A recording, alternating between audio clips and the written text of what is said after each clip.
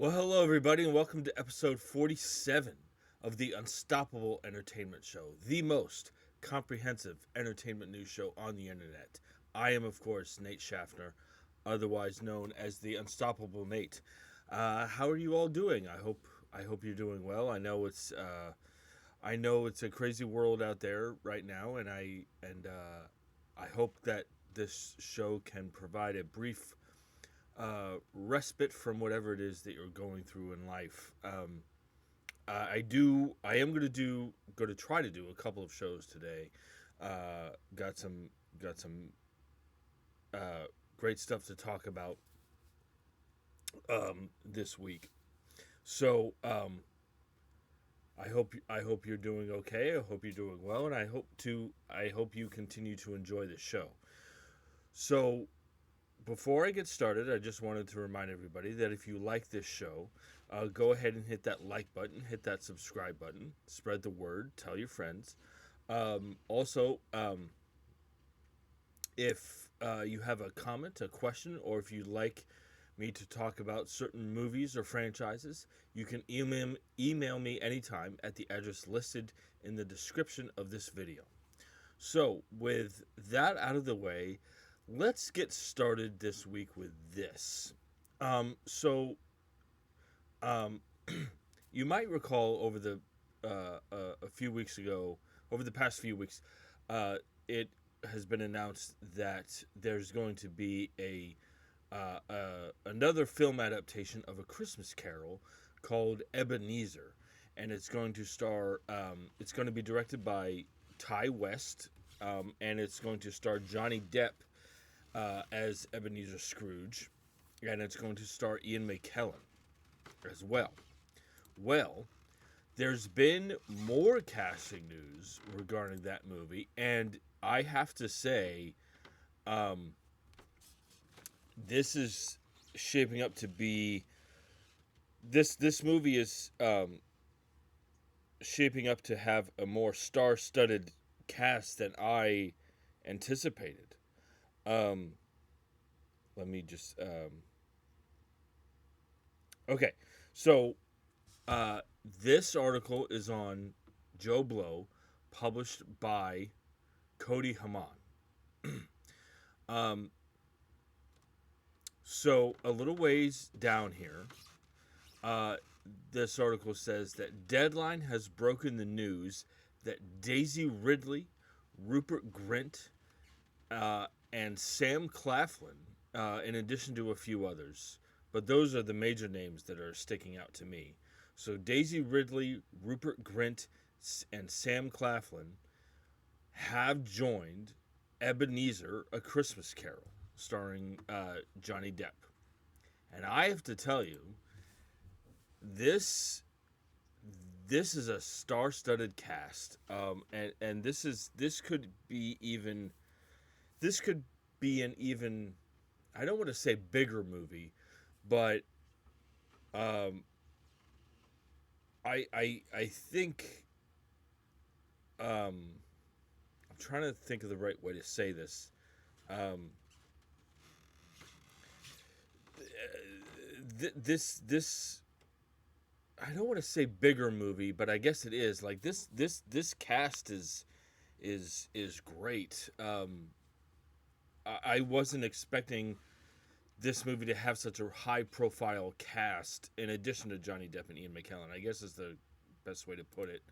I'm a, everybody knows I'm such a huge Daisy Ridley fan. Even like also given the Star Wars stuff that she's done, and she was in Murder on the remake of Murder on the Orient Express.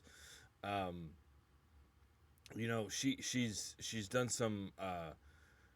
She's been in some. The thing that bothers me, it has nothing to do with her, but she's done some work that nobody has seen, and she's done really great work that unfortunately hasn't done very well financially, and I don't know why that is. Um, I, it maybe it does seem that she's gravitated more towards independent stuff, so maybe that's why. And I think this could be um, a great high profile project for her to be in. Rupert Grint, playing Ron in the Harry Potter movies. Obviously, I haven't. He hasn't really done much since, at least, at least in my observation. You know, um, of the three main cast of the Harry Potter movies, Daniel Radcliffe and Emma Watson and Rupert Grint, I think Rupert Grint has done the least amount of work. Not that he necessarily needs to. I mean, he's probably, because of those movies, because of the Harry Potter movies, he's probably set for life. But it would be great to see him on screen again, acting again. I really Sam Claflin. I'm a big fan of. He was in the Hunger Games movies, and you know, say whatever you want about it, about that Me Before You movie with Emilia Clarke, but I think he's a good actor. Um, but again, this is an even bigger cast than I thought it was going to, and this is shaping up to be like a star-studded movie, and I'm really excited to see what this movie is. Um, and being, what's interesting to me about this again is that um, it's being directed by Ty West, who directed the Maxine, Pearl, and X movies. With who am I'm blanking on the name. Um,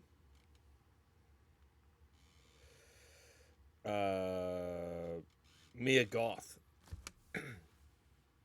Um, and I think maybe I'm I don't want to say anticipating, but I think he has a certain directing style that, like, him doing A Christmas Carol is really interesting, and I'm eagerly anticipating what kind of movie that's going to be. So jump in the comment section and let me know what you guys think about Daisy Ridley, Rupert Grint, and Sam Claflin joining Ebenezer, A Christmas Carol.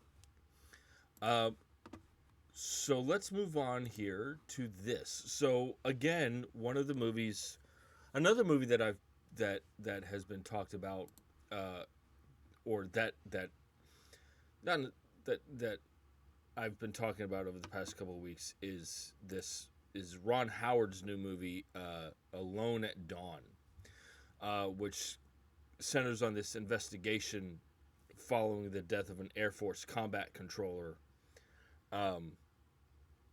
That's inspired by a true story. It centers on an investigation following the death of Air Force combat controller John Chapman that would help lead to the Medal of Honor for his efforts in saving his fellow soldiers. And now, there's been more casting news regarding that movie. Not much casting news, but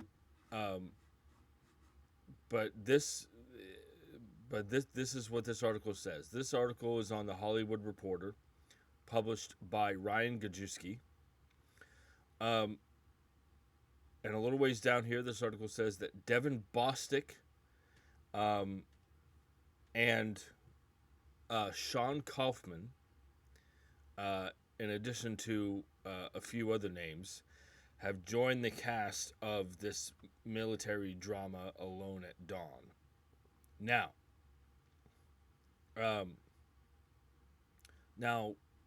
Devin Bostick was in Oppenheimer and also the FX series Fargo.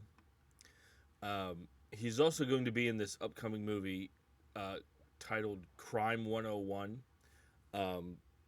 starring Chris Hemsworth and Halle Berry, which is based off of Don Winslow's short story.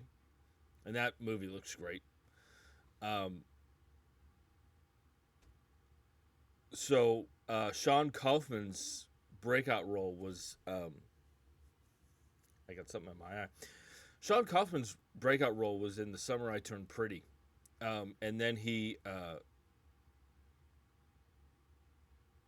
Um, he's going to be in. I've been talking about this a while back. I talked about this horror movie called Other Mommy, and Sean Kaufman's going to be in that, and I'm really looking forward to that. So, not much to go on here. I'm not.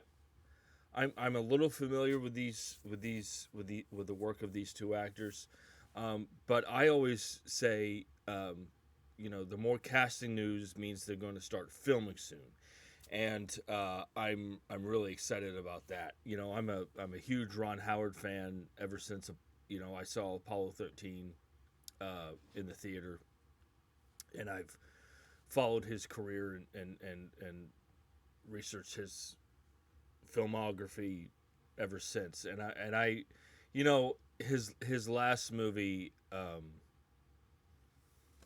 forget what it was. Um,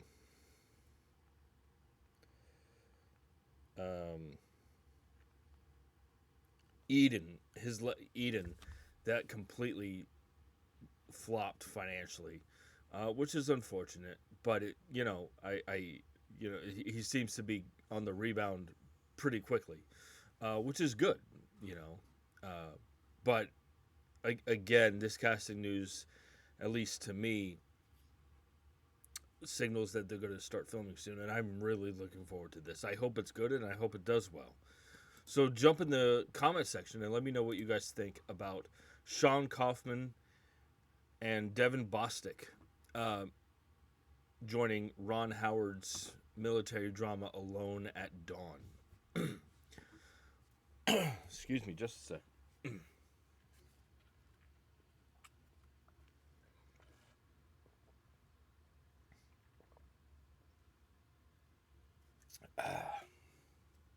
All right, so this next bit of news is interesting. So, one of the movie when I first started doing this show, one of the movies that was starting to gain traction, if you'll, I don't know if you'll remember, was a movie that's going to be directed by Ridley Scott called The Dog Stars, and it sounds great. And uh, Ridley Scott is an extremely good director. And another movie, not necessarily when I first started doing this show, but another movie that has been recently announced. It's a new Pixar movie called Gato, which is kind of this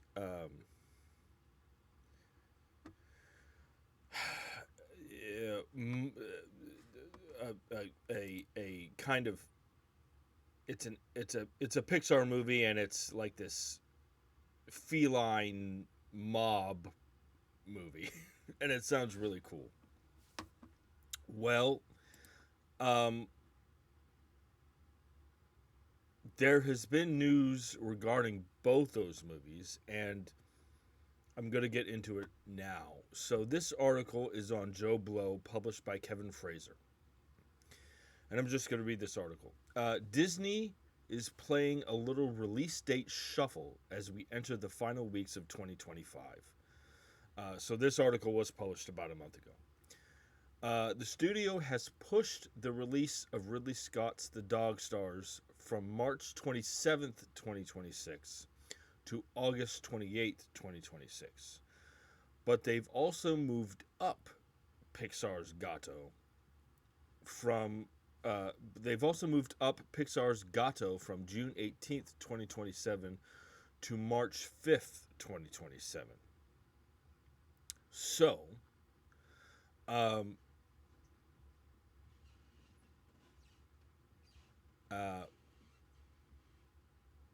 yeah, so they're shuffling release dates for these two movies. Um, I don't I don't really, this article at least doesn't go into detail about why these movies are released. So my guess is, at least with Gato, because it says here that Gato moved up from June to March of 2027. My guess is that the studio has faith in the movie. Like a lot of times when a movie shifts dates and it's going to be released earlier than originally planned, that means that the studio has faith in the movie and that it's really really good. The Dog Stars, I don't really, I can't. I'm not going to assume why they're delaying it from March of this year to August. I don't. Um, I don't know why. I mean, it kind of sucks. Um, Maybe for less competition. I don't know. Because a lot of times when you have multiple movies releasing um, in the same weekend, you, they're gonna appeal to different target audiences, and you don't want to have multiple movies release on the same weekend that appeal to the same audiences, because they're just, neither one of them is going to make a lot of money. So you want to release different kinds of movies on the same weekend so that different audiences go to see them. If that makes any sense. So my guess is they're gonna release the original release date for the Dog Stars was going to face stiff competition, and they've delayed it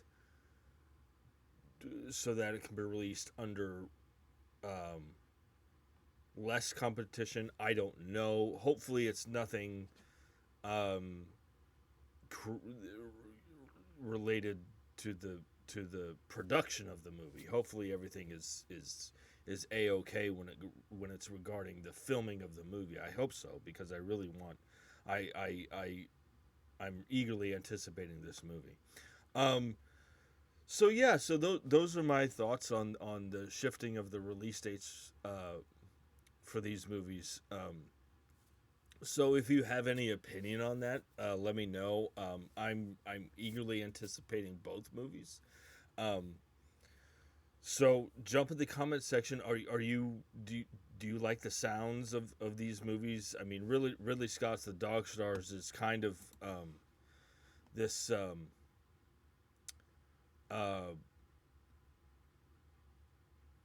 So The Dog Stars is set 9 years after a flu pandemic wipes out most of humanity, watching as a grieving pilot and his loyal dog cling to survival in a remote Colorado airfield. Haunted by loss and driven by mysterious radio transmission, he sets out on a dangerous journey through a ravaged landscape in search of home, connection, and a reason to keep living. It's going to star Jacob Elordi, Margaret Qualley, Josh Brolin, Guy Pearce, and Benedict Wong. So that sounds great to me. But what do you guys think? What do you guys think about the shifting of the release dates? Jump in the comment section and let me know. Well, this is the part of the show, and unfortunately and sadly, it seems that the world of entertainment and the world of film fans keep losing talented people. And sadly,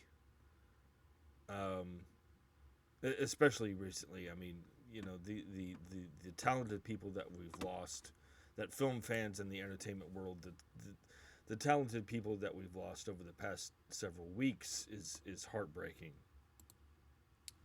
And sadly, the film community lost another one.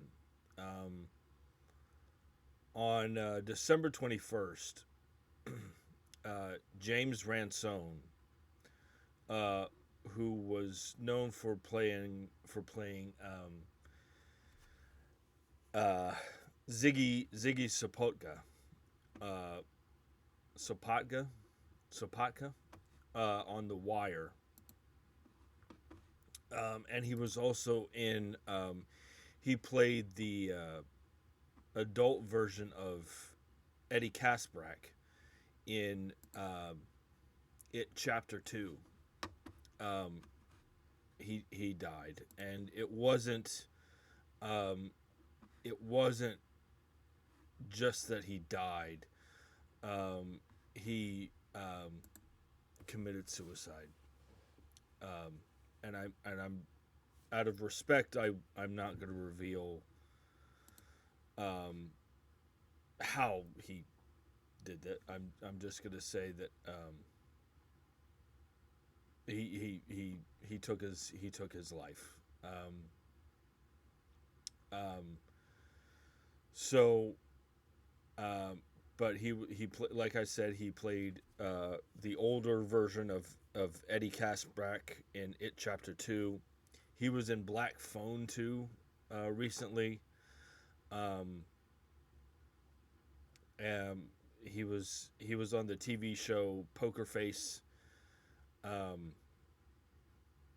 and all I will say is I haven't seen much of his work. Um, I was a big fan of It Chapter 2, and I loved him in it. Um, and he was wonderful to watch, and um, and he was very young. I mean, he was 46. Um, and I don't. Um, it's difficult to talk about in this specific case, given that he took his own life. Um, all I'm going to say is you never know what somebody's going through. Um, and there are uh, everybody is dealing with their own personal shit. And I don't. I'm devastated about the circumstances in which he died, as I'm sure everybody is. Um, and all I just want to say that you know look out for each other. Um, everybody, anybody who everybody is dealing with their own mental stuff, and look out for each other. I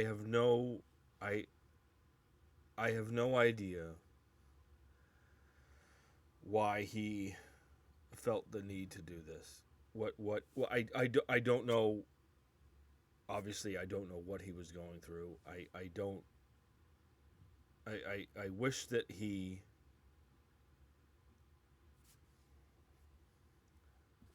I wish that he could have gotten help. I guess is the best way to put it. I'm deeply saddened by the circumstances in which he left this world. Um, all I want to say is I'm deeply saddened by it. Um, and if anybody out there is dealing with any mental stuff, or taking your own life, it's not the way to go. Nobody should go like that. Um, Reach out, seek help. And I'm sorry that um, I'm sorry that James Ransone is no longer with us. I really am, because in the small amount of things that I saw him in, he was spectacular. He was incredible to watch. Um, so I just wanted to say a few words about James Ransone. I'm sorry that he's no longer with us. Look out for each other out there. Just be kind. And if you think that someone is in trouble or needs help, reach out, because you never know what somebody is going through. Um, and I wish that I dearly wish that James Ransone was still with us, and it saddens me that he isn't. Um, and yeah, um, uh, yeah. I don't really know what else to say. Especially, yeah. I sorry. I don't really know what else to say about it. It's deeply tragic and incredibly sad, and I wish that he was still here. Um, so yeah, so I just wanted to say a few words about James Ransone, who sadly um, is no longer with us. So, excuse me.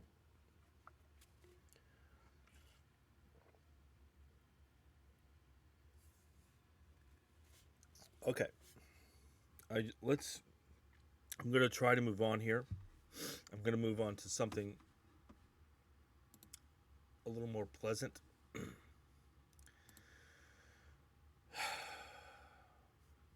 Man, this sucks. That sucks. I mean, it again. It seems like every week, the the entertainment community, the film fan community has keeps losing people, and it sucks. Anyway, um, I'm gonna try. I'm gonna move on here. Um, so anybody who has watched my show for any length of time knows that I'm a big comic book nerd, and I'm a huge fan of comic book to film adaptations. Not all of them have been good, uh, but I love when material gets adapted. And I love my Marvel and DC stuff, but I also love the more independent stuff, the lesser known stuff that gets adapted. Again, I wish some of it was better. Like that Bloodshot movie was terrible. It was terrible. Anyway, um, there is an upcoming AMP Comics graphic novel called Widow. Um, that is, let's see.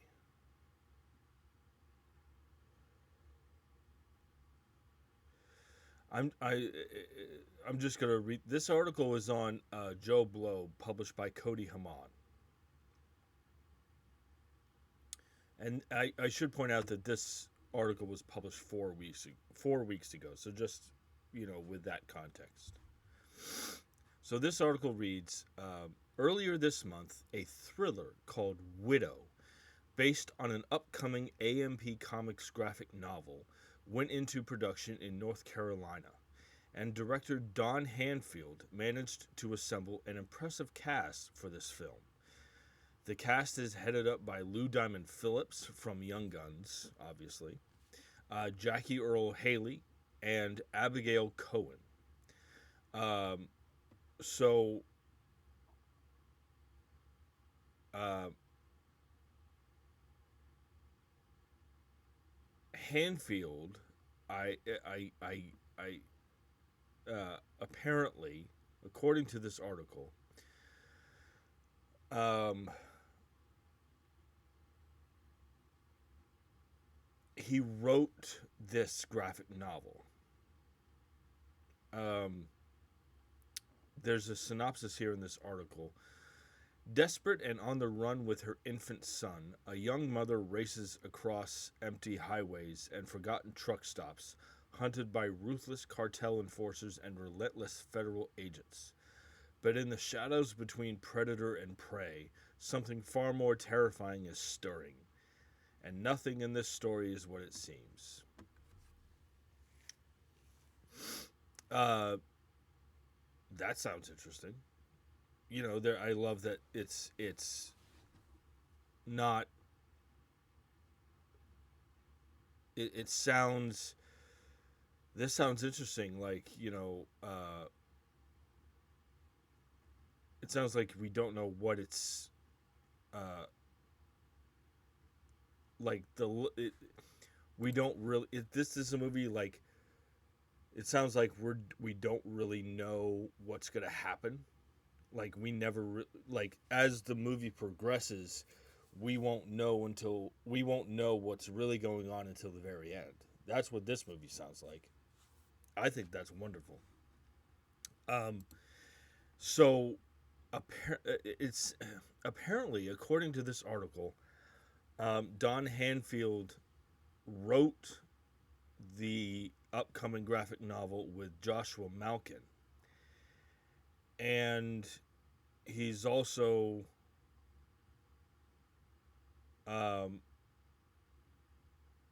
or I could be wrong.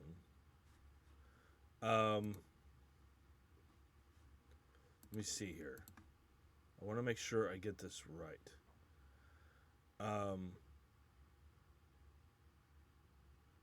No.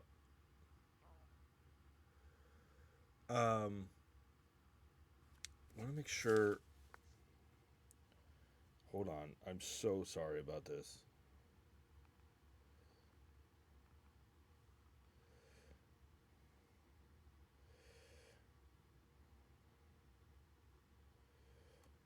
Uh,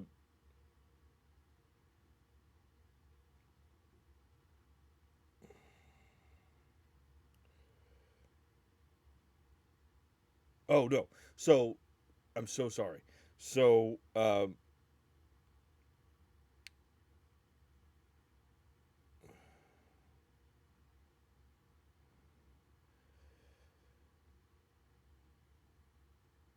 Don Hanfield uh, wrote this. Don Hanfield and Joshua Malkin co-wrote the script.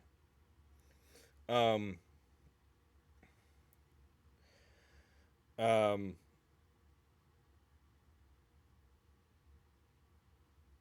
they adapted the uh, graphic novel. I'm not really sure uh, who wrote the graphic novel, but Don Hanfield and Joshua Malkin they co-wrote the film and they adapted it from the graphic novel. I wanted to make sure I got my information correctly. So this sounds interesting. This I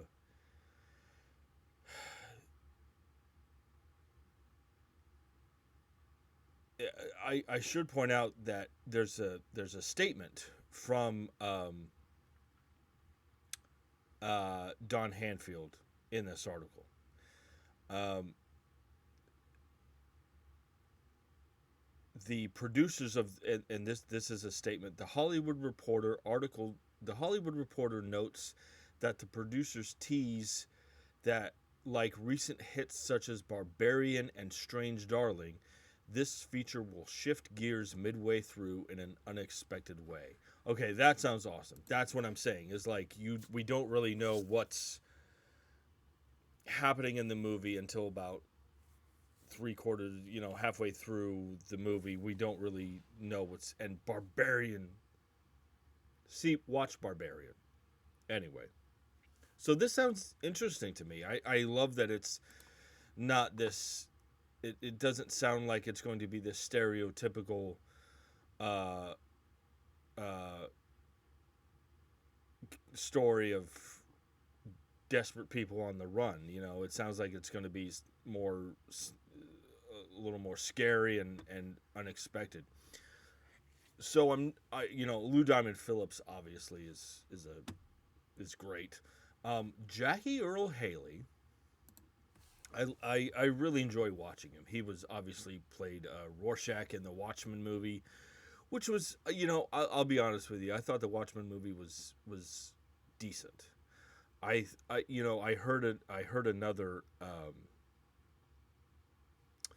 heard another YouTuber describe the Watchmen movie as more of a translation than an adaptation, and I think that analysis is spot on. Jackie Earle Haley was also in the 2010 remake of A Nightmare on Elm Street, and he played Freddy Krueger. Now, did I hate that movie? No. I liked it. Not very much, but I liked it.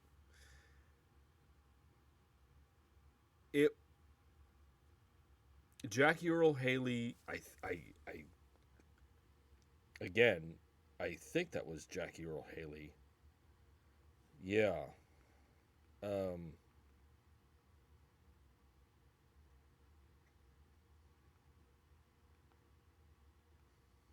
yeah. Um, yeah. Did I hate that movie? No. I didn't like it very much either. But and I didn't hate Jackie Earle Haley's version of Freddy Krueger either. I didn't hate it. It's not that I'm comparing him to Robert Englund. Robert Englund is obviously the superior Freddy Krueger, but Jackie Earle Haley's wasn't bad. It wasn't bad. Uh,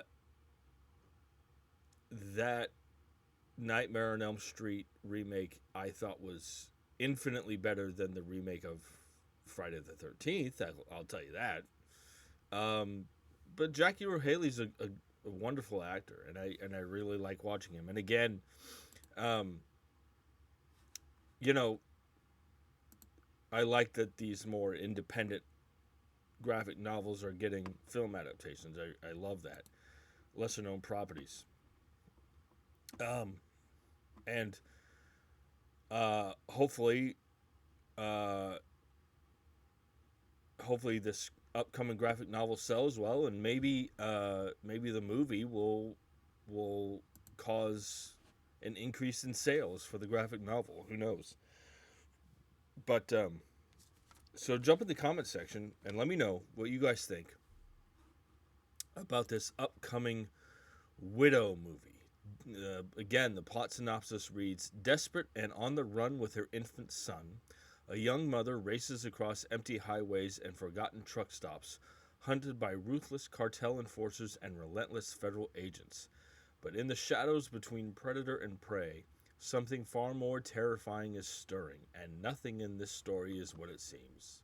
That sounds really good. I'm into that. Jump in the comment section and let me know your thoughts. Okay, so moving on here.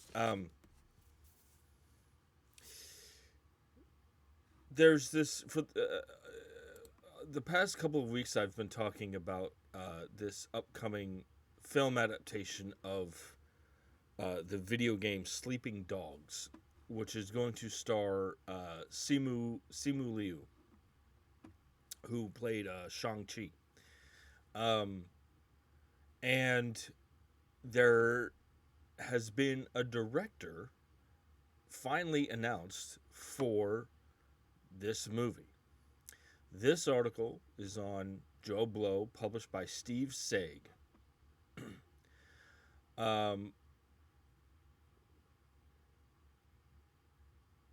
This article says Simu Liu is celebrating the approach of the new year early with some exciting news about his upcoming action film Sleeping Dogs. According to Liu, Timo Jahanto is directing the anticipated adaptation of the Square Enix action adventure game. Now,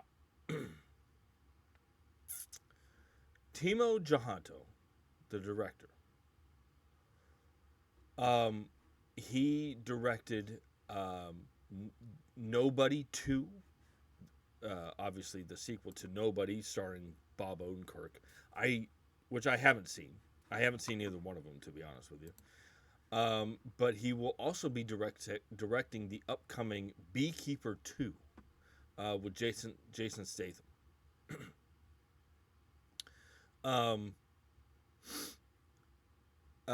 So even though I haven't seen Timo Jahanto's films, it seems to me that he does have experience making these action, very intense action movies, which seems to which suits this Sleeping Dogs film adaptation. Like, if any of you are familiar with Sleeping Dogs, the video game, it's an action game that's very similar to it has an open world format that's similar to Grand Theft Auto. And it's about an undercover cop who takes down a triad gang. And it focuses on martial arts, car chases, and gunplay and stuff like that. So Timo Jahanto is, I think Timo Jahanto, given his experience making these intense action movies, I think is a great choice. And it'd be great to see Simu Liu in more stuff. I thought he was great as Shang-Chi. Good Lord. I mean, those fight sequences in that movie, it's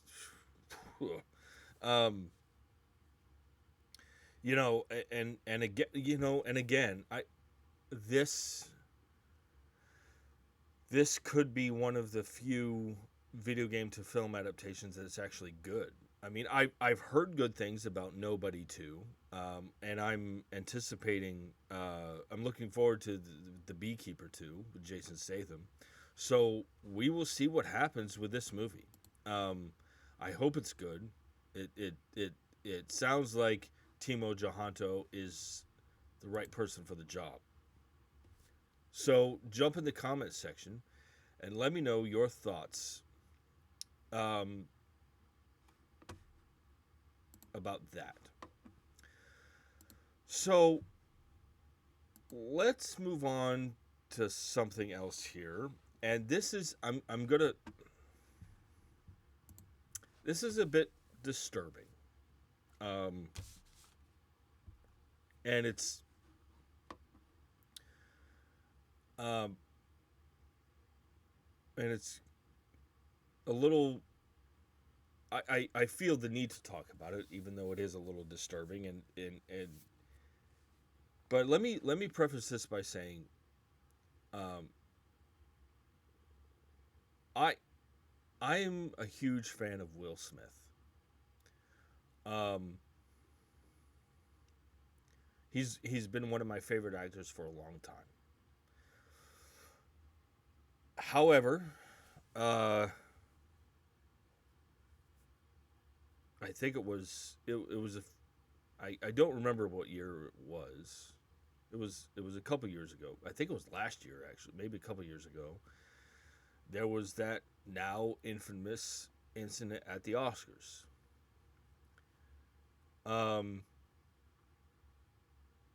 And I'm not going to go into detail about what I thought about that incident. All I will say is that I am still a big fan of Will Smith. That's all I'm going to say. However, rightly or wrongly, there are people who are not fans of him anymore. Um, and and like I guess the best way to put it is there are I know people who uh, won't see any of his any more of his movies now because of that incident at the Oscars, and that's fine. That's their choice. Um, but I personally, I'm still a huge fan. But that incident at the Oscars really put um, a bad taste in people's mouths about people looked at Will Smith again, rightly or wrongly. People looked at him quite differently after that, and it wasn't a good look. Um, in because it wasn't a good look because it was on national television. I mean, it wasn't it wasn't there was a lot of backlash about it. Well, unfortunately, there has been even more something even more negative has happened uh, to Will Smith. Now, um,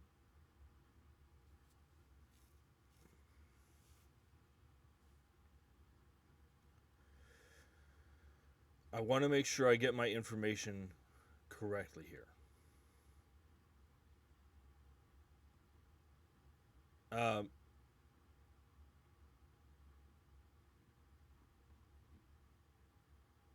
this article is on Variety, published by Stephen J. Horowitz. uh,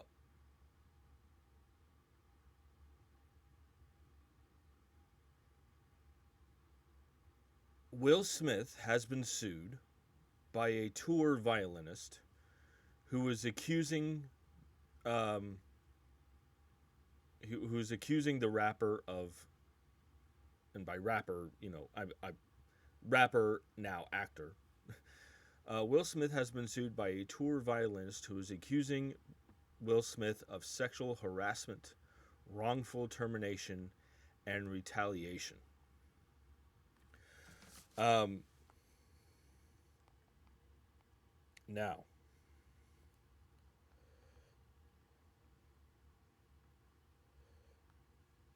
um,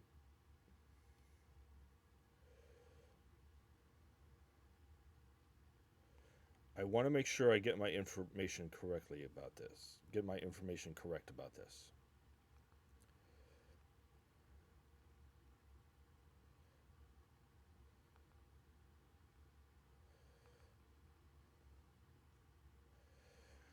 Um,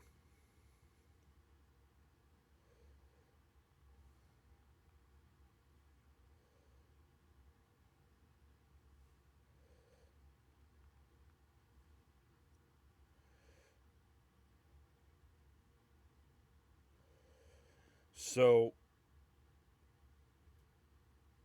uh, oh, I'm so sorry. Hold on.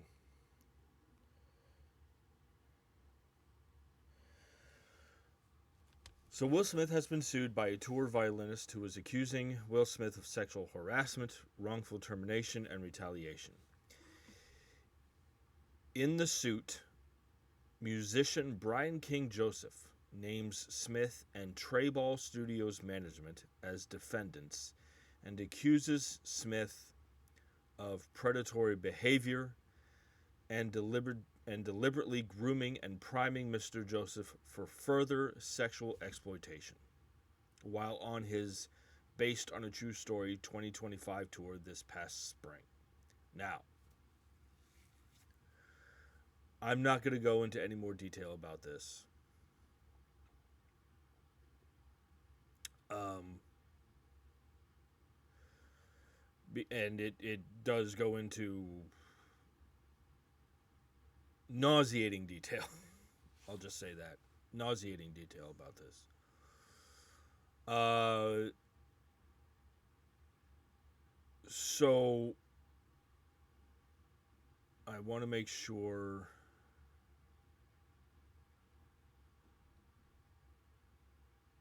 I want to make sure I hit all the key points about this. Um,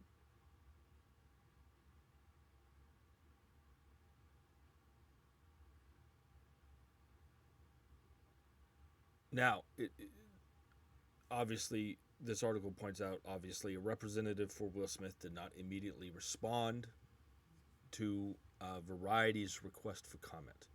The lawsuit claims that due to the termination, um, so Will Smith and Treyball Studios are being sued for sexual harassment and wrongful termination.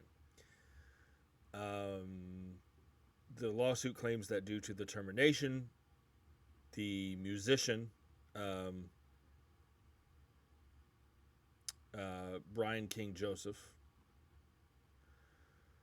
suffered from PTSD and economic loss. He is suing for retaliation, wrongful termination, and sexual harassment, and that damages be determined by a jury. Okay. What I will say, as of right now, because this musician is requesting results be determined by a jury. What I will say as of right now is I always say when it comes to things like this, every accusation and every allegation should be taken seriously. And these kinds of things are very black and white for me. You've been accused of something, or somebody has brought allegations towards you and your company. You are guilty, and you have to be proven innocent. Like, okay, you've been accused of this. Prove that it's not true. It's very black and white for me, and I know that may rub people the wrong way, but that's how I see it. So now Will Smith and and I believe I could be wrong. I don't know. I'm not aware of Treyball Studios management. So basically, Will Smith and this company have been sued for these things. Will Smith has to now, according to this musician, he's requesting that this case go to trial and be and the verdict be held by a jury. So that means he wants it to go to court to be, judged.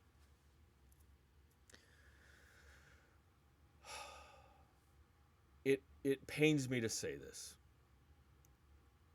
Until Will Smith and Treyball Studios can prove that this didn't happen, fuck Will Smith. Fuck him. I can. I again. I was still a huge fan after what happened after the Oscars, but this is an even worse look than that, obviously. Now, what I will say is that, again, this musician wants this to be, is requesting that this be determined by a jury, that the verdict be determined by a jury. What I will say is that, and this is what I think intelligent people do. Okay, so in my mind, Will Smith has been accused of these things. Will Smith and his company have been accused of these things. Now, in my mind, Will Smith and this company, Treyball Studios management, have to prove that this didn't happen. And until they do that, in my mind, I say fuck Will Smith. If the jury, and if this goes to trial and the jury determines otherwise, that this didn't happen, I think what intelligent people do is if they feel one way about something and then new evidence is brought to light, intelligent people say, "Oh, I was wrong. This has changed my mind." I'll give you a good example, and I don't want to get too into it, but we all remember the Johnny Depp Amber Heard trial, and I followed that trial, much like many people did. I followed that trial, and for a while, I was on the side of Amber Heard, and then the tide turned in that trial to make me go, "Oh, she's like," to make me switch sides. Like, evidence was brought to light during that trial that made me, okay, I'm no longer on the side of Amber Heard. I'm on the side of Johnny Depp.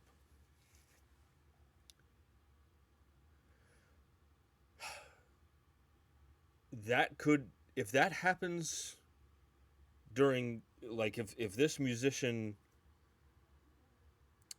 if this is brought to court and this is decided by a jury that Will Smith and this company didn't do this, that is new evidence that is brought to light, and I will retract everything I've said about Will Smith. I will stand by him. But as of right now, fuck him. This guy he needs help. And it pains me to say this because I've been such a huge Will Smith fan since I first saw the first Men in Black movie. I grew up watching Fresh Prince of Bel-Air. I'm a huge Will Smith fan, or I was. But fuck him, but again, if new evidence is brought to light that shows that this didn't happen, I will rethink my thoughts. But I just wanted to. This is obviously a worse look than the Oscars thing was. And there are many people after that who stopped being a fan of him. And I'm sure that this thing, in many people's minds, many people will feel like I do. But I just wanted to share my thoughts. Again, if new evidence is brought to light that changes my changes my mind, I will rethink my thoughts. But as of right now, fuck them. But anyway, I just wanted to talk about that. It's a little disturbing to talk about. My analysis right now is that Will Smith desperately needs some help. So I just wanted to talk about that for a few minutes. I'm sorry if I repeated myself, but I just wanted to talk about that. So let's move on to something a little more pleasant. So, for those who have been watching this show for any period of time, know that I have mixed feelings about the Disney live-action remakes of their animated films. There are a few that I enjoyed, and a few that I didn't. And there were rumors going around that because of there were rumors and reports going around that because of the complete financial and critical disaster of the live action Snow White, that Disney was going to might start to rethink their strategy regarding doing live action remakes. And obviously, with the success of the live action Lilo and Stitch, basically there were rumors and reports that were saying, like, because of the financial and critical disaster of the live action Snow White, that the future of the live action remakes was going to hinge on the Lilo and Stitch remake and the upcoming Moana live action remake. Well, at least they can say that the live action Lilo and Stitch was a success. It made $1 billion. I liked it. I think the original is better, but I liked it. So, at least that's good enough. Excuse me, that came out of nowhere. So at least the success of the live action Lilo and Stitch was good enough for Disney to announce at least one more live action remake. And that one is Tangled. Now,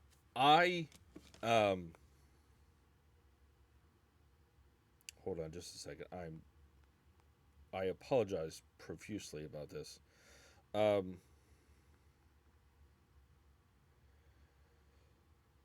I I think Tangled is wonderful. I love it, and the character of Flynn Rider is great, and the best day ever. I adore Tangled. Um, and there's going to be a live action remake of Tangled. Now, the live action remake of Tangled has cast its Rapunzel and Flynn Rider. This article is on Variety, published by Angelique Jackson. Disney's live-action Tangled movie is once again moving ahead with Tegan Croft from Titans and True Spirit, and Milo Manheim from Dancing with the Stars and Zombies, landing the coveted lead roles of Rapunzel and Flynn Rider. The hit 2010 animated movie Tangled tells the tale of Rapunzel, a magically long-haired princess who is eventually rescued from her secluded tower by an outlaw named Flynn Rider. The film, which featured Mandy Moore and Zachary Levi in their respective voice parts, grossed over $591 million worldwide and spawned the 2012 short film Tangled Ever After and the successful Disney Channel series Rapunzel's Tangled Adventure.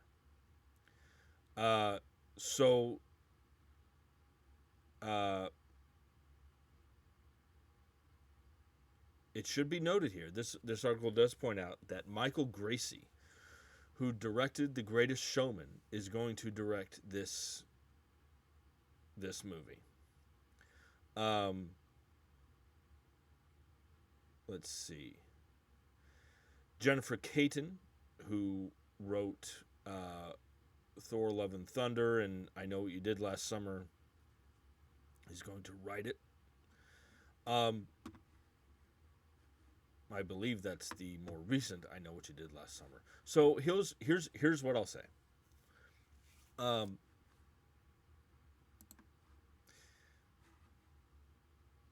I liked Thor: Love and Thunder. As when it comes to the writing, I liked Thor: Love and Thunder. It's probably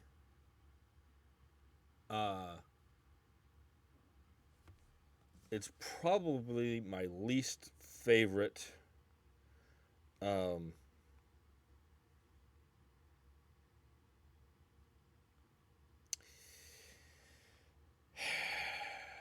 Yeah, it's my least favorite of the Thor movies, but I liked it. Um, I loved Christian Bale as Gore the God Butcher. Natalie Portman as Lady Thor was great. I liked it. I haven't seen the more recent I Know What You Did Last Summer. I'm not familiar with so Tegan Croft, who was on Titans, and Milo Manheim, who's going to play. She's Tegan Croft is going to play Rapunzel, and Milo Manheim is going to play Flynn Rider. I'm not familiar with them, and maybe that's a good thing because sometimes I like when unknowns are cast in these roles. You can see the character more than you see the actor. Sometimes when that happens, I like that. Now, Michael Gracie, who directed The Greatest Showman. I am going to uh, deliver what the kids today refer to as a hot take. um,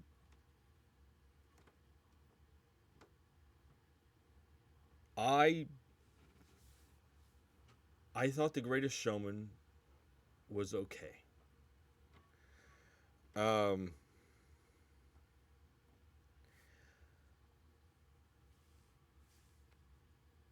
it was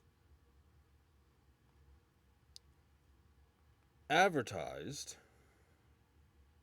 as, and I want to make sure I get this right.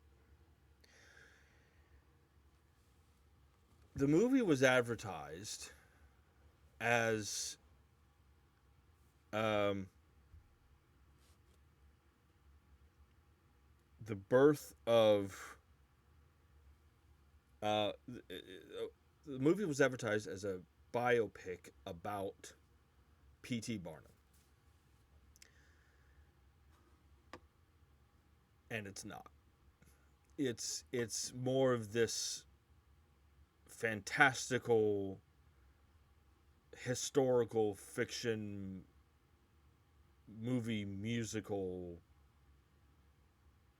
Um, it's not a biopic about P.T. Barnum at all. It's a it's a historical fiction movie musical story of him, and I didn't. It was okay. It was okay. I know that's sacrilegious to say. Now I will say the performances and the music was great. Um, Especially "This Is Me." Um, but I didn't care for it all that much. I thought it was okay. A lot of people love it. A lot of people love it, and that's great. I I I didn't like it all that much. It was okay. So Michael Gracie helming this movie, and I have to say I haven't seen the so Michael Gracie directing this movie gives me pause. Jennifer Caton, who wrote the I Know What You Did Last Summer and Thor: Love and Thunder, gives me pause. I am dubious about this, quite honestly. Who knows? Maybe it'll be great. Maybe it'll be great. Um, Again, it seems to me, and look, and movies box office numbers show what people are interested in seeing. They don't reflect the quality of a movie. They show what people are interested in seeing. And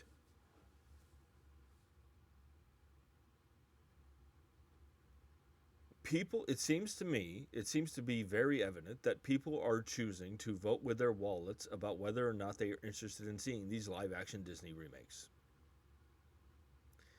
Um, and I know, again, I know plenty of people who are completely against these, and that's entirely their choice. What I will say is that if I hear it, if me personally, and look, I've seen a number of these live action remakes. I've seen a number of them that I've enjoyed. I thought Beauty and the Beast was wonderful. I thought Cinderella was wonderful. I loved the Jungle Book remake. I loved it. Um, you know, I liked the Lilo and Stitch one. I was really disappointed with the Lion King because I love the original so much. But I was really disappointed with that one. What so for me personally, and I was disappointed. Um, I didn't care for Dumbo. My wife did, and that's awesome. Look, just not everybody's gonna like the same thing, and that's just the nature of art. Art is subjective. What I will say is that personally, if I hear that and I'm talking, well, just movies in general, but since we're on the subject of these Disney live action remakes, and I understand that there are a lot of people who are completely against them. What I will say is that for me personally, if I hear that this is good, I will see it. Um, I'm hearing, I was at the I went to go see I went to the movies recently, and I think it was we went my wife and I went to go see Avatar: Fire and Ash, and they played the trailer for I think they played the trailer I think it was during for that movie. Basically, what I'm saying is, I was at the movies recently with with Katie, and they played the trailer for the live action Moana, and I heard a couple people react like this looks exactly like the animated one. Like, why are they doing this? And that's a fair criticism. For me personally, if I hear this is good, I will go see it. What I also will say, and what I completely understand, is that if the live action remakes don't appeal to you, vote with your wallets, because that's ultimately what the film studios see, is whether or not a movie makes money. And if a movie doesn't do well financially, they will rethink what kinds of movies they think the audiences want to see. If these live action, so yeah, if this live action Tangled remake doesn't appeal to you, then don't go see it. But all I can say is that for me personally, even though the director of this and the writer of this being on this movie gives me pause, if I hear it's good, I'll see it. Um, yeah. So, I'm only bringing this up because I've heard criticism about these continuous live action remakes. If you don't want to see it, then don't go see it. If you're interested in seeing it, then see it. That's all I'm saying. So again, if I hear it's good, then I will. So jump in the comment section and let me know what you guys think so far about this live action Tangled remake. Okay. Couple more things to talk about here. So, one of my favorite filmmakers is Kevin Smith. I love Kevin Smith as a filmmaker, and he's awesome. Honestly, he's an awesome dude. He's awesome. Um, but I've often said, as an aspiring filmmaker myself, I have often said that there are the kinds of movies that I want to make, and there are the kinds of movies that I would go see. Kevin Smith, excuse me.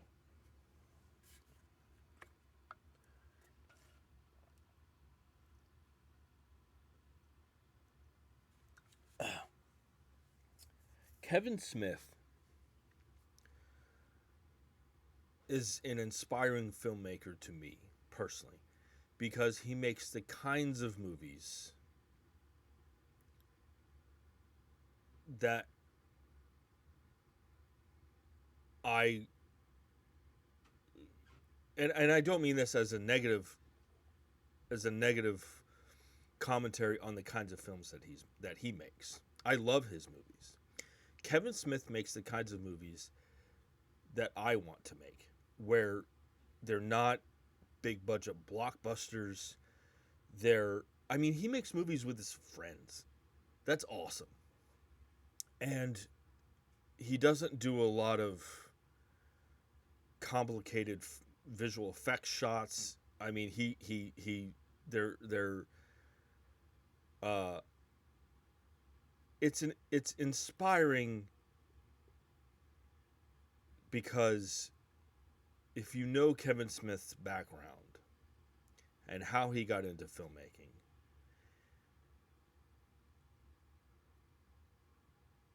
you watch his movies and you go, "Oh, if Kevin Smith can do it, I can do it." You know, like it's and again, it's all about what kinds of movies I want to make. Kevin Smith is inspiring to me because he makes the kinds of movies that I aspire to make. Like he makes movies with his friends. They don't involve a lot of complicated they aren't very complicated to make. And they're a lot of fun. They're just a lot of fun. And I don't know if I'm making my point. And again, this is it. I'm not trying to, I'm just trying to say that, like, that's how Kevin Smith inspires me. Like, I watch movies, the kinds of movies that Kevin Smith makes, and the kinds of shots that he comes up with, and he makes movies with his friends, and that's inspiring to me. And like I watch his movies, and I'm like, oh, I could make a movie, and that's inspiring to me. So, and he's one of my favorite filmmakers. The first movie of his that I ever saw was Jay and Silent Bob Strike Back, and I thought it was hilarious. I thought it was fucking hilarious. I mean, Mark Hamill showing up as Cock Knocker. It's so funny. But yeah, I don't know if I'm getting my point across. As opposed to how he inspires me. I hope I did. But anyway,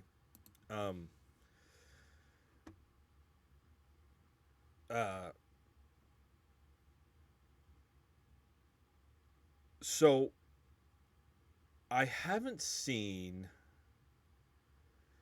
There was Jay and Silent Bob Strike Back in 2001. And then there was the Jay and Silent Bob reboot in 2019.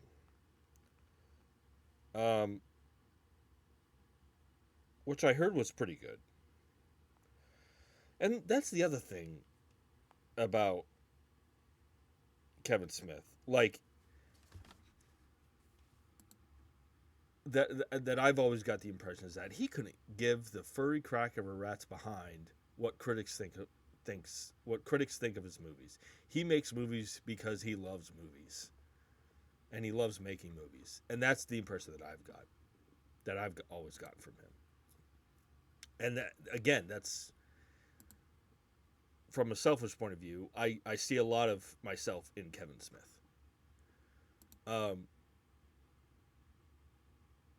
So there was Jay and Silent Bob Strike Back in 2001. I didn't see the Jay and Silent Bob reboot. I heard it was okay. Um, and I haven't seen Clerks 3. Uh, I I love, obviously Clerks is a classic. I really enjoy Clerks too. You know, there's the raunchy stuff obviously that you get from a Kevin Smith movie, but it was really um, the I think the romance between um, Dante and um, who's the um,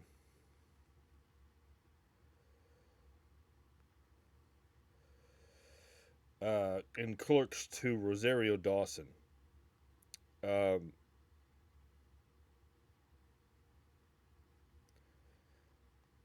Becky. The romance between Dante and Becky was what drove that movie. Obviously, there's a lot of the raunchy stuff that you would typically see in a Kevin Smith movie, but the heart and soul of that movie was the romance between Dante and Becky. But I haven't seen Clerks 3. Um, I heard. Let me see here. I heard that was pretty good too. Um, Now, all that being said, there's news regarding a new movie from Kevin Smith. This article is on Screen Rant, published by Nick Beathrow.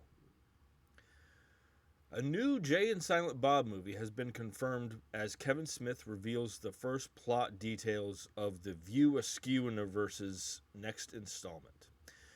Jay and Silent Bob have been in movies across Smith's shared universe, debuting in 1994's Clerks. The pair have headed two movies of their own, Jay and Silent Bob Strike Back in 2001 and Jay and Silent Bob Reboot in 2019.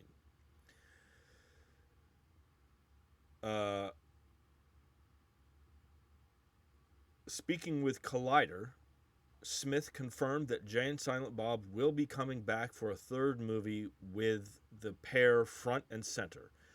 Titled Jay and Silent Bob Store Wars, the movie follows the events of Clerks 3, where the duo opened a weed dispensary.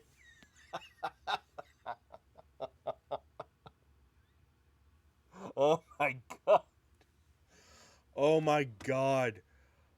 Oh, that's perfect. Oh my god, that's perfect. Oh, good lord. The new movie focuses on their competition with a rival store. See Smith's description. Kevin Smith gives a description. Believe it or not, man, we still find financing for Jay and Silent Bob Pictures, so we're making a movie called Jay and Silent Bob Store Wars.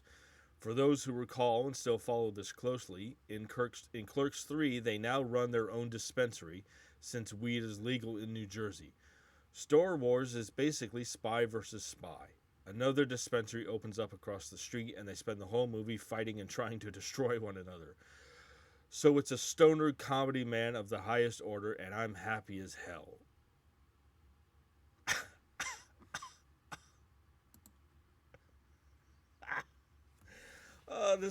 This sounds awesome.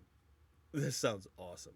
Um, the other thing that's I don't want to go back to what inspires me so much about Kevin Smith. The other, you know, like he raises, at least for the like the original Clerks movie, he made it with his friends and he raised his own money for it to make it. And I mean, he went into he uh went into he ran up quite a few credit cards making that movie. I I remember in film school, me and the people that I worked with making student films, we always used to say, "Let's Kevin Smith that shit." Uh, a stoner comedy where two dispensaries are competing against one another. That's gonna be fucking awesome. That's gonna be funny as hell.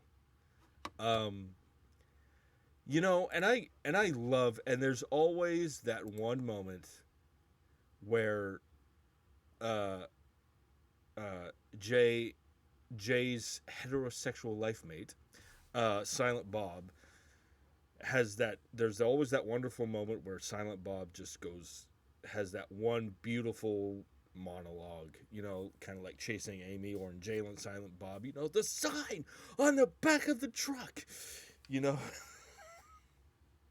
There's always that great moment. This sounds two dispensaries.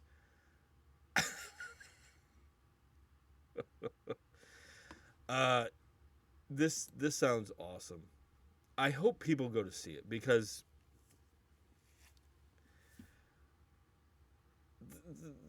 I think what's really disappointing about Kevin Smith's movies is that they don't play in theaters very long, and I wish that they would. I remember me and now an ex-friend of mine, we went to go see Tusk in the theater, and it played in theaters for like a week, and that movie's messed up, man. If you haven't seen Tusk with Justin Long, that movie's messed up. It's kind of like the Human Centipede on crack. Like it's completely fucked up. If you haven't seen Tusk, I don't know whether I would recommend it or not. It's kind of it's out there, man. Watch Tusk. It's great. Um, I cannot wait for this. I'll tell you what, I would, two dispensaries at war with each other. And I love the title Store Wars, because Kevin Smith is such a huge Star Wars fan. So I love that little nod. This is going to be two dispensaries at war with each other. I can't wait to see what kind of battles they get into, and I want to see Jay and Silent Bob's dispensary come out on top. God, that broke my heart in Clerks 2 to see the store burning down. I don't want that to happen. I'm just eagerly anticipating to see what kind of battles these two dispensaries go at. But I love Kevin Smith.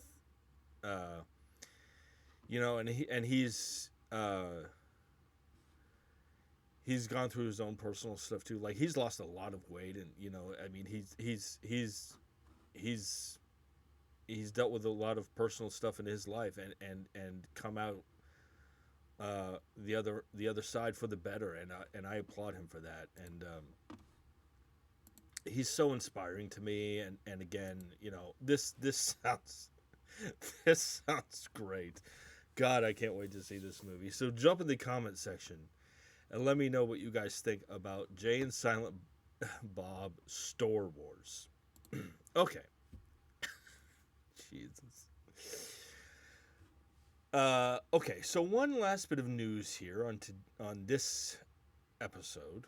So one of my favorite filmmakers is a guy by the name of Damien Chazelle.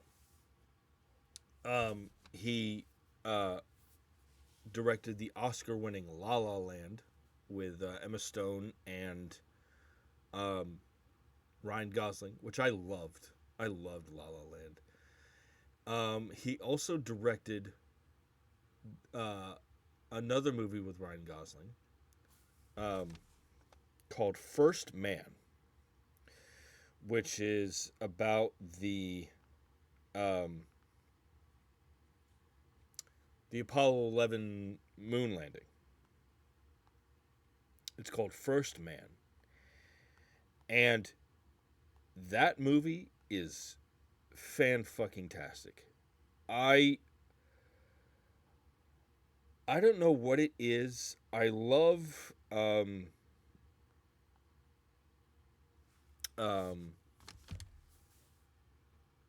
movies that tell. Uh, I love movies about the space race. Um, Probably because I wasn't around at that time, so I love learning about it. Uh, like the right stuff. I love the right stuff so much. But First Man is great. And Ryan Gosling played Neil Armstrong. But Damien Chazelle's first movie was Whiplash. Uh, that has Miles Teller and J.K. Simmons, and won J.K. Simmons the Oscar. So those three movies are great. Now, in 2022,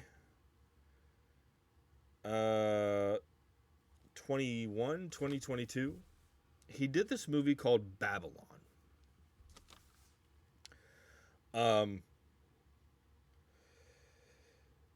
Which is kind of this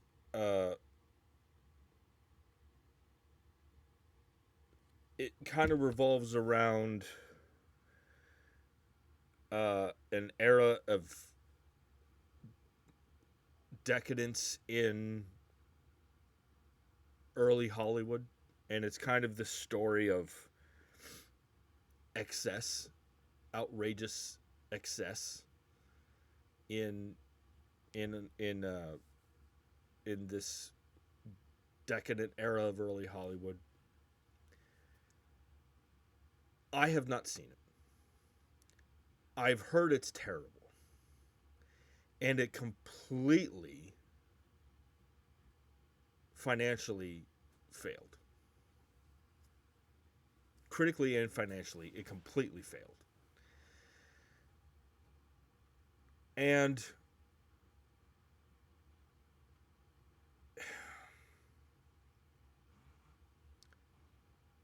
I it baffles me.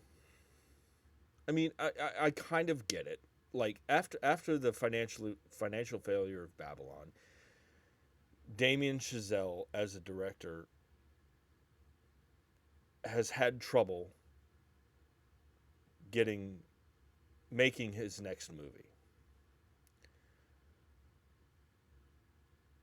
But but it kind of also baffles me because his first three movies, Whiplash, First Man, and especially La La Land, not in that order, but La La Land came before First Man, so uh, Whiplash, La La Land, and First Man, those movies are incredible. So it kind of baffles me that okay, Damien Chazelle made one movie that was not very good and financially failed, but he made three movies before that were great and very successful. So it baffles me that Damien Chazelle, as a filmmaker, has had trouble making his next movie. So he made one. He's made four movies and one of them didn't work. Like I sometimes I don't understand how Hollywood works. But oh well. However, there is news regarding Damien Chazelle's next movie, and um, it doesn't have a title, but Damien Chazelle has had trouble making this movie. But there is news regarding that movie, and it is going to happen. Excuse me. This article is on Variety, published by Brent Lang. So, first of all, a little ways down, uh, um, in this article, the article does point out that this movie is untitled, but is reportedly set in a prison. It takes place in a prison. That's it. That is all we know so far. Now, the cast. This article points out. This article says that Michelle Williams will join Cillian Murphy and Daniel Craig in Damien Chazelle's next movie.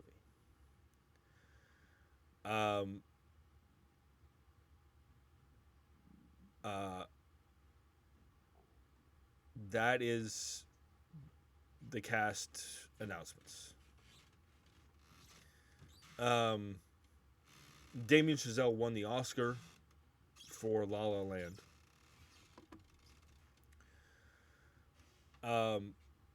So it's set in a prison. And there's not much information to go on other than the cast. Okay, I'll be the one to say it. I've been a fan of Michelle Williams ever since Dawson's Creek. Yeah, I watched Dawson's Creek. Come at me. I love Michelle Williams. That woman is a 5-time Oscar nominee. You know, I mean, and you know what? Speaking of The Greatest Showman, she was great in The Greatest Showman. Again, I didn't like that movie very much, but she was great in it. Brokeback Mountain. She played Marilyn Monroe in this movie called My Week with Marilyn, and she is wonderful. She's wonderful as Marilyn Monroe in that movie. Cillian Murphy, I love Cillian Murphy. He's one of my favorite actors, and Michelle Williams has been one of my favorite actresses for a long time. But Cillian Murphy is one of my favorite actors. I find it kind of ironic that I'm talking about Cillian Murphy today because my sister and I, last night, we watched Batman Begins. She had never seen it, and I'm like, what? Like, you've seen The Dark Knight, but you haven't seen Batman Begins? I've watched it 100 times. Cillian Murphy as Scarecrow is so creepy in that movie. And Cillian Murphy, you know, he's great. 28 Days Later, you know, he won the Oscar for Oppenheimer.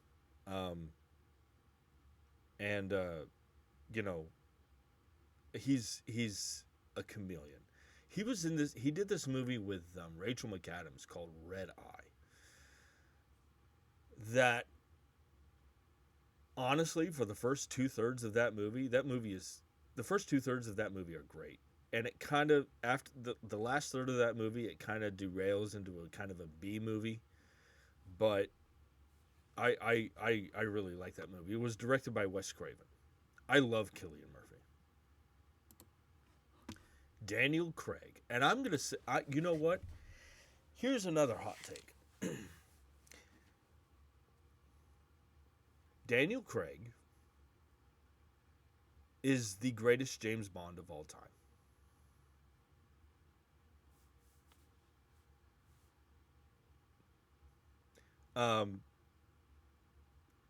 There's a brutality.